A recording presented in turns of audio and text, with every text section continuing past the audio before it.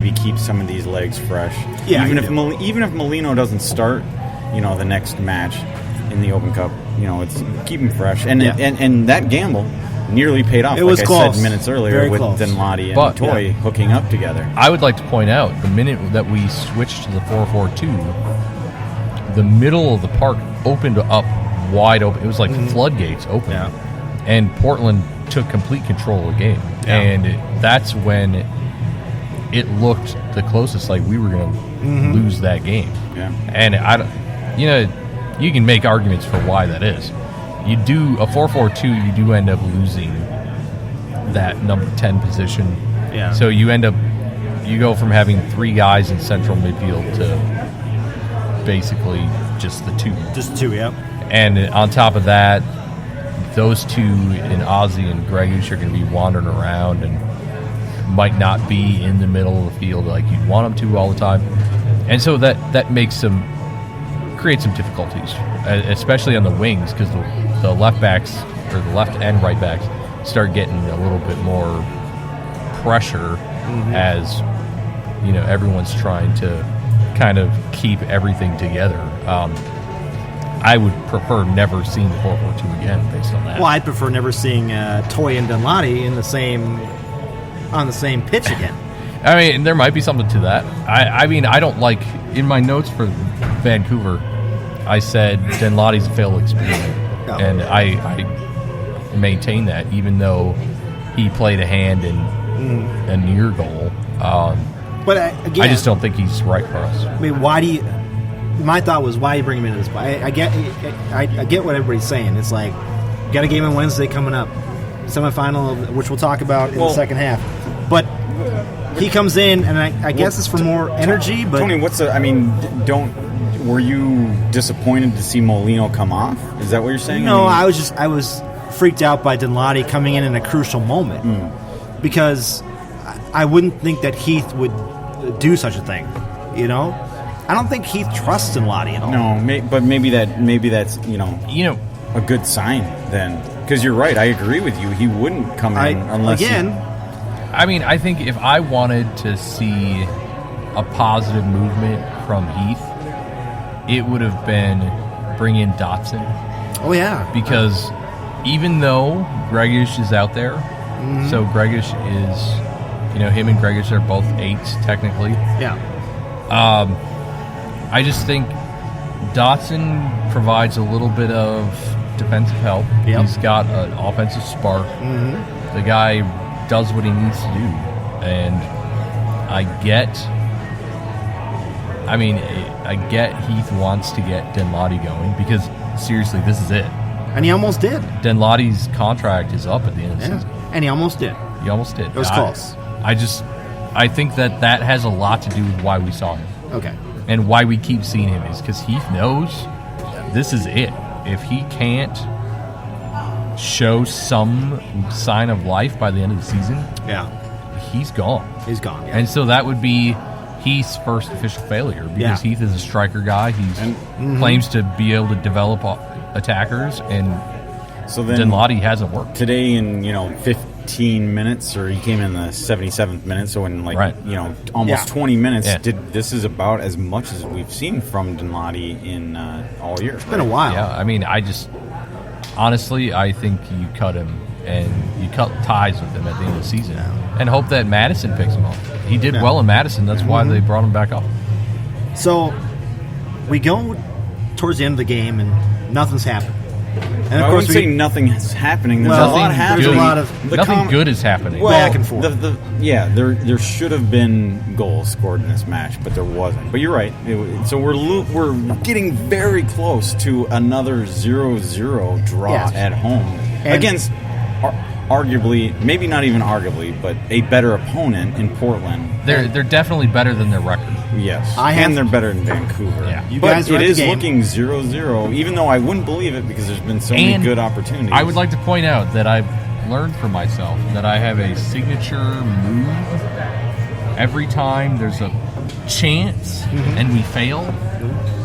I can't really explain it vocally too much, but I end up throwing my hands up in the air over my head and rubbing my head from the back to the front, and I do it every single time. With the hat on or off, it doesn't make Either a difference. way. Yeah. I threw up in my mouth a couple times.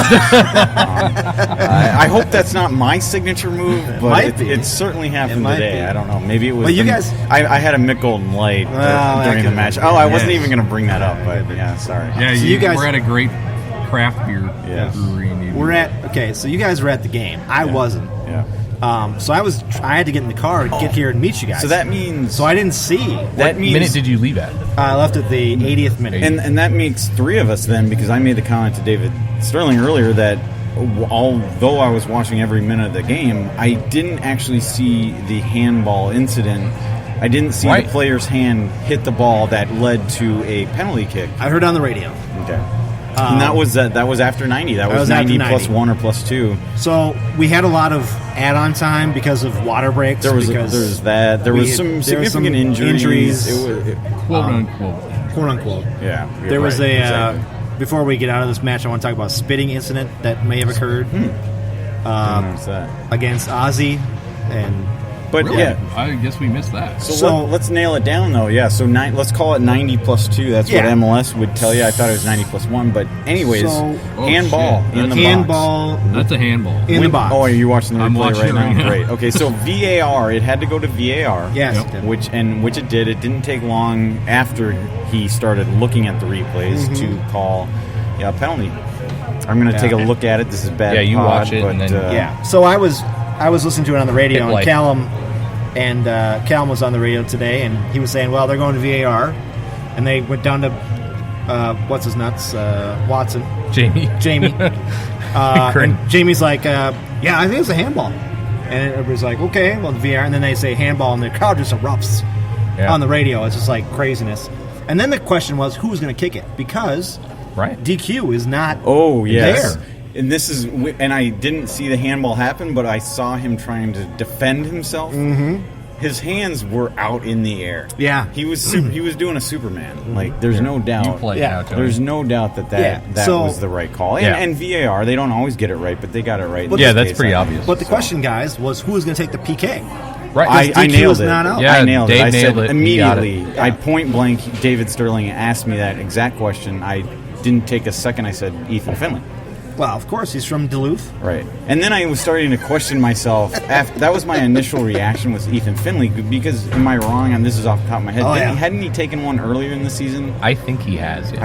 I don't want to get too much into that in case I'm wrong. But he did Superman that. But it's obvious. That being said, after I said Finley right away, I started second guessing myself, and I'm like, does he put one of the youngsters in, like specifically Toy? Well, is the only other option. And then I don't see why Gregish couldn't put a ball in. I don't think Gregish is a penalty kick kind of guy. Maybe not. He certainly has the set piece. He's got the knuckle puck type of thing going on. Yeah. But, so Finley takes the PK, scores it, and if I remember correctly, Clark picked the right side, didn't he? He did. That was my impression from our seats. We were high above. We had a great view of the game in general, but that was my impression from our seats that he maybe even touched it. Like, got a piece of it as it went. Callum said that he thinks he tipped. That's what it. That's what it. From my seat, that's what it looked like. Yeah, and I have to admit, I was actually kneeling on the back of the seat in front of me. I was, for whatever reason, I was taking that opportunity a lot more. Your hands on the head. Yeah, I was, and then I saw you guys do that. I almost did the same thing, but I just want to do I almost want to put my hands up like prematurely to celebrate, because I was going to be optimistic that he was going to get it. But wow, did that place erupt at that time? Because what a huge goal, what a huge win. I think I said it before. If the Loons did not win the game, they still would have been ahead of Portland in the standings. However, they wouldn't have been in second place like we're celebrating right now. This was not only a big game for us, but Portland as well, because they're now out of the playoff picture. They stay out. Yeah, they stay out. Make the David and I were in complete agreement. This is as much. Every game is going to be big from here on out, especially in a conference. Yeah. However, if you had to put it on some kind of a scale, this game was bigger for Portland than it was for Minnesota. Yeah, because with a loss, we would have stayed in playoff contention. True. I mean, not contention. We would have been above the line. We would have been in the line no matter what. Right. But for them, a win put them above the line, probably. And just a point away from the Minnesota United. And kept their momentum kind of going because they've been kind of on a hot streak lately. Yeah. You know, they've had a couple. Portland has had. I mean, they beat LA Galaxy 4-0, and then they had some disappointing draws at home. One of them being Orlando, where they drew at home. And so they've kind of been an up and down team, more up than not. Yes. I mean, if you look back, I mean, they started out the season at the bottom. Well, and they started out 12 games on the road, right? Because of their construction renovation. Yeah. But we got the win, boys. We did. We got in second place. And we heard Wonderwall. We heard your Wonderwall. Yeah, Dave mentioned right before the PK. I did say that before. That you don't come down to Allianz not to hear Wonderwall. That's right. I said exactly that. So you got to hear. Before we get out of this game, I want to talk about there was, in the first half, there was supposedly a spitting incident. Which we know nothing about. Well, because you guys, I was watching the broadcast. And so Ozzy, I don't remember who it was, Fernandez or... Yes. Yeah, probably had a strong game. And so Fernandez and Ozzy were together, and Ozzy kind of went like this as Fernandez was walking away, and Ozzy went straight up to the ref and said, "He spit in my eye," and Ozzy was going like this, and so they did VAR, but they couldn't see anything like. Oh, they couldn't see anything about I know it. Because there was a play that they paused it, and I was saying what's he going went up on? to. We didn't know. We obviously from our seats so didn't know what was going on. They went back, and the guys on the ESPN broadcast were saying, "Well, I think Fernandez spit in Ozzy's face," but they did VAR, and they couldn't determine if that was the case. Sure. And of course, Ozzy's got some history with Portland because he played with Seattle. So of course, there's some history there. But I think it would have been interesting if VAR caught the spitting incident. Well, yeah, it'd be straight red. It'd be a straight red, and then it'd be down a man there in the first half. And their best man, Fernandez, is easily the best But man. I don't know how much of it was Ozzy, like they were going back and forth, and Fernandez said something and kind of didn't spit, but kind of was talking, and then a little spit in his eye, and I was like, oh, my eye, you know? Right. So I don't know how much of that was there, but it was an interesting thing in the first half. See, that's kind of cool, because I mentioned to you that they were clearly reviewing something in the first half, and obviously we have no idea. Yeah, it was a spitting incident. They said, nah, it didn't happen. Ozzy, of course, disagreed, but that was the case. So, and there was another thing, too, where... So we had... I'm trying to think what the guy from Portland's name was. They were talking on the broadcast that when he got his yellow card, he got his second yellow card. But come to find out that the yellow card wasn't given to him in the first half. It was actually given to the goaltender for running up 20 yards to talk to the referee. Yeah. So that must have been... Was that Chara? Yeah, it was Chara. Yeah, it was Chara. Yep. Yellow? Yeah. Yep. So everybody there on the broadcast went, he should be out of the game because he's got 2 yellows. And then they went back and started taking a look, and it wasn't everybody 100% that said Chara got the first yellow card. Yeah. And they actually called down to the VAR or wherever, and they said, oh, no, the first yellow card was on the goaltender. It was not on Chara. Oh, okay. But everybody thought it was on Chara, the first one.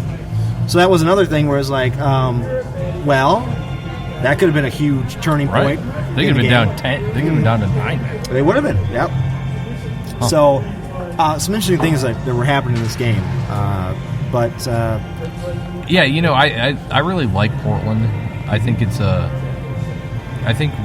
it seems our supporter sections to have a pretty good rapport with each other. Yeah. And of course, we do have a slight history.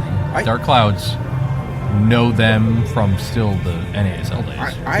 I was actually, it's interesting they bring that up. I was actually, and maybe we can talk about this on a future podcast, but I was in my mind just a week ago, so I was thinking about what's my MLS bucket list of stadiums to visit. Obviously, I've already hit Kansas City and Chicago, but I mean, I was trying to think after that, what would be on my bucket list? Providence Park, right? And I think Portland has to be the top of that list. I mean, I was thinking maybe some of the LA clubs, either one, pick Galaxy or LAFC would be good. But yeah, I think as we sit here right now, I think it would have to be Portland. Yeah, I keep trying to I can't think convince of trips to Southern California to see LA teams. Well, I've always wanted to go to Vancouver. I've always wanted to go to Vancouver. Yeah. Not that stadium would be No. like the best. I mean, No. that's a retrofitted Metrodome. I know, literally. but it'd just be cool to see a soccer game up in Canada. Yeah, You know, it would. Or Montreal. If you could somehow work in a Seattle-Vancouver trip. Yeah. Now, again, we're talking about two basically NFL stadiums. or Portland Vancouver trip. There you could go. do that. Yeah. So, big thing is, guys, we win. We're now It in is second big. place. It is big.